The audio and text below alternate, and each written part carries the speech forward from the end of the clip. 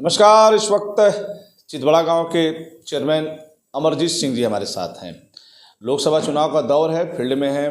अपने भारतीय जनता पार्टी को, अपने कैंडिडेट नीरज शेखर को जिताने में एक आपका ज़बरदस्त रोल है। अपने एरिया में बात करें नगर पंचायत क्षेत्र में, लेकिन नगर पंचायत क्षेत्र को क्या चाहिए, नगर पंचायत क्षेत्र की जनता क्या डिमांड करती है, नगर पंचायत जनता की क्या मूलभूत समस्याएं हैं जिनको लेकर आज भी ज़रूरत है उस आवाज़ को उठाने की, आइए बात करते हैं।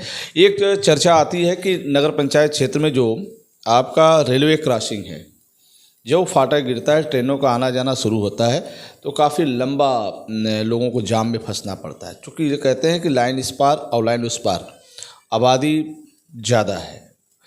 तो इस समस्या का समाधान आज तक नहीं हुआ। देखिए, जब से ट्रेनें बढ़ी हैं तो ये समस्या आई हुई है और हम लोगों ने इस दिशा में प्रयास किया था, लेकिन अभी समाधान नहीं हो पाया है।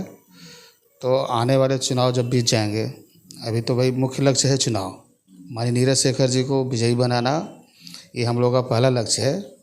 और जो जाम की समस्या है रेलवे क्रॉसिंग वाली, तो माननीय सांसद जी सांसद हो जाएंगे तो उनके समक्ष इस समस्या को रखकर नगर को इस समस्या से निजात दिलाया जाएगा और इस समस्या का समाधान कराया जाएगा। और समस्या जैसे बिजली की और पेयजल की, शौचालय की, इसकी क्या पोजीशन है?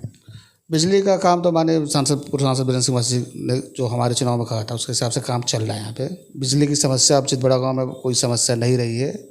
पेयजल के लिए भी नगर पंचायत स्तर पर व्यवस्था हो रही है और शौचालय की स्वीकृति मिल चुकी है। चूँकि आचार संहिता लगने की वजह से निर्माण कार्य नहीं हो पा रहे हैं, जो आचार संहिता खत्म होगी निर्माण कार्य शुरू हो जाएंगे। क्या सीमा विस्तार का भी चर्चा हो रहा है क्या? अब इसको बोर्ड की बैठक में रखा जाएगा और इच्छा हम लोगों की नगर पंचायत की सीमा का विस्तार हो, क्योंकि शहर काफ़ी घनी आबादी का नगर पंचायत चितबड़ा गाँव हमारा, और सटे जो गांव हैं उनका विस्तार कर इसमें जोड़ा जाए, जिससे आबादी आसानी से वहाँ रह सके और इसका विस्तार होना ही चाहिए। अच्छा, गर्मी में, अब चूँकि गर्मी है, पोखरे तालाब की क्या स्थिति? पोखरे स्थिति ठीक है और पोखरों से निकलने के लिए सरकार धन आवंटित भी कर रही है। जैसे हमारे बड़े पोखरा है, अच्छी स्थिति में है। नगर पंचायत स्तर पर भी कुछ उसमें कार्य प्रस्तावित हैं और कार्य कुछ हुए हैं, कुछ चुनाव बाद होंगे। पौराणिक धार्मिक स्थलों का, पौराणिक धार्मिक स्थलों पे कार्य करना है, चूँकि पूर्व के अध्यक्ष महोदय लोगों ने कार्य नहीं कराया था, उसके लिए भी हम लोग प्रयासरत है। चूँकि जो मुख्य मुद्दे हैं पहले उनका समाधान करके फिर इस पर भी पौराणिक महत्व की चीज़ों पे भी सरकार का पूरा फोकस है। चुनाव बाद कार्य होंगे। चूँकि लोकसभा चुनाव आप पब्लिक के बीच जाते होंगे, बातचीत होती होगी, तो क्या लग रहा है, फीडबैक कुछ आ रहा है पब्लिक के कि चेयरमैन साहब ये समस्या रह गई, ये समस्या रह गई, ये समस्या रह गई, या कुछ नहीं? देखिए, विकास एक ऐसा मुद्दा है जो अनवरत चल रहता है। विकास कुछ भी करेंगे, समस्याएं कुछ आती हैं, कुछ समाधान होता है, फिर समस्याएं बनती रहती हैं। तो एक अनवरत विकास के साथ समस्याएं भी एक अनवरत प्रक्रिया है।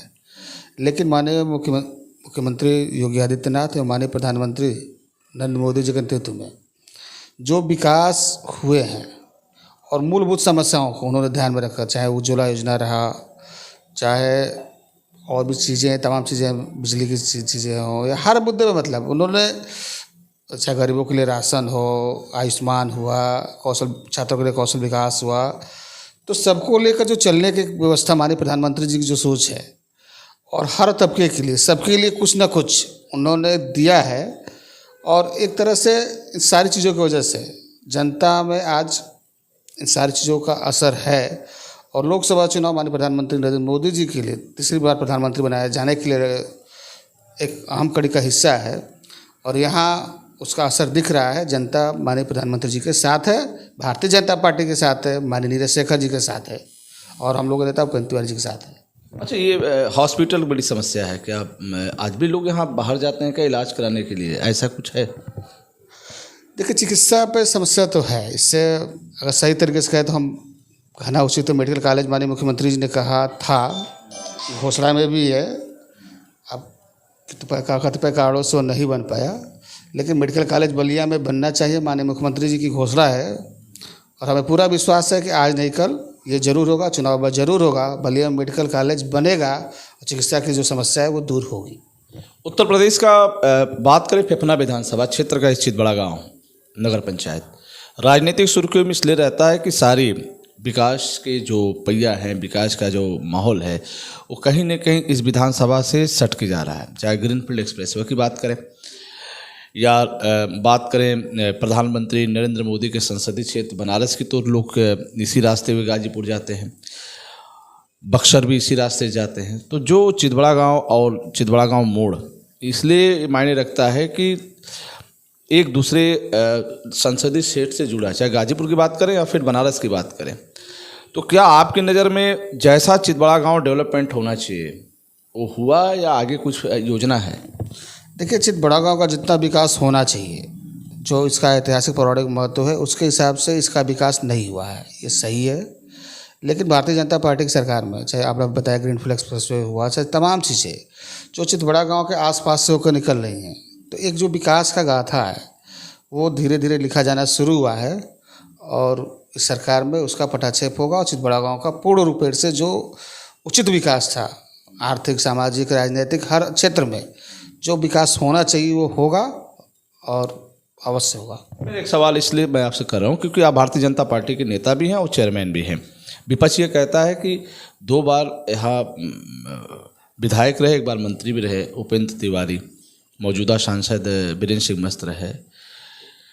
तो क्या इन लोग के समय बेहतर हुआ? अपने आप ही के साथ पे पुल बन रहा है, उसकी क्या स्थिति है? और भी जो योजनाएं हैं उसकी क्या स्थिति?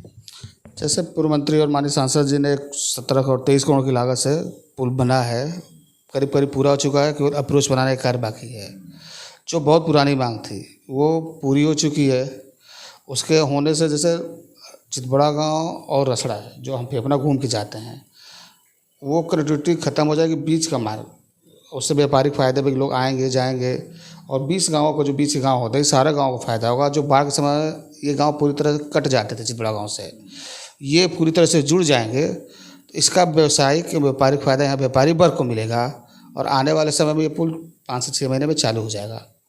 तो माननीय मंत्री जी और माननीय सांसद जी इसके लिए धन्यवाद के पात्र हैं कि उन्होंने 50 साल की जो मांग थी उसका पूरा करते हुए इस पुल को बनाया। और भारतीय जनता पार्टी की सरकार में ही इस तरह के विकास के कार्य संभव हैं और जो भी विकास के कार्य छूटे हुए हैं, हम लोग के नेता माननीय श्री उपेंद्र तिवारी जी, माननीय सांसद के प्रत्याशी माननीय नीरज शेखर जी हैं, उन लोगों से कहकर हम लोग इन सारों कामों को भारतीय जनता पार्टी कार्यकर्ता पूरा कराएंगे। और चितबड़ा गांव में जो कमल खिलता है हमेशा, पिछले चुनाव में भी 5850 वोट मिला था हम लोगों को, उससे ज़्यादा मत भारतीय जनता पार्टी पाएगी, रिकॉर्ड तोड़ मत, तो सबसे ज़्यादा मत यहाँ से मिलेगा और भारतीय जनता पार्टी को यहाँ से अच्छी विजय मिलेगी। विपक्ष भी तो है, विपक्ष भी तो दावा कर रहा है कि हम चेयरमैन यहाँ पे नगर पंचायत में लड़ाई लड़ेंगे और अच्छे पोजीशन में रहेंगे। हाँ, विपक्ष है। विपक्ष सुनिए, एक विपक्ष को आप पूरी तरह से कमज़ोर समझ रहे हैं? कमज़ोर समझना नहीं है, सच्चाई ये कि विपक्ष के पास न कोई तार्किक मुद्दा है, न विपक्ष के पास कोई उस तरह की चीज़ें हैं।